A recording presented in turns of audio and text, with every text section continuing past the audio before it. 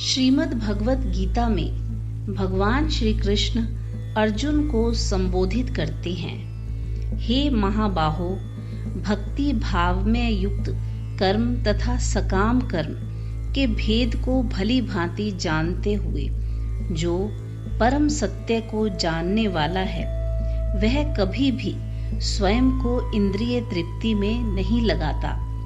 यहाँ भाव बतलाया गया है कि अंतःकरण के सात्विक, राजस तथा तामस भाव हैं, जिनके संबंध से कर्मों के सात्विक, राजस और तामस ऐसे तीन भेद माने गए हैं। इन्हीं तीन गुणों के संबंध से मनुष्य सात्विक, राजस, तामस प्रवृत्ति का बन जाता है। उपर्युक्त तीनों गुणों से भिन्न भिन्न क्रियाएं की जाती हैं।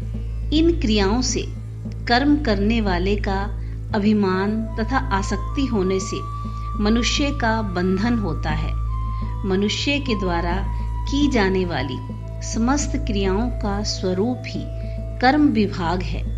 इन्हीं क्रियाओं से उसकी प्रकृति का विस्तार होता है। परंतु तीन गुणों तथा मानव की क्रियाओं से आत्मा पूर्ण अलग है। आत्मा का इससे जरा भी संबंध नहीं है। यह सर्वथा निर्गुण, निराकार, निर्विकार, नित्य, शुद्ध, मुक्त तथा ज्ञान स्वरूप है। जो इस तत्व को भली भांति समझ लेता है, वह ज्ञानी कहलाता है। ऐसा कर्मयोगी समझता है कि मन, बुद्धि और इंद्रिय आदि इन्हीं तीन गुणों के कारण अपने अपने विषयों में बरत रहे हैं। मेरा इनसे कोई संबंध नहीं। इस कारण वह किसी भी कर्म या कर्म फल रूप भोगों में आसक्त नहीं होते। वह ना तो किसी कर्म से, ना कर्म फल से अपना किसी प्रकार का संबंध स्थापित करता है।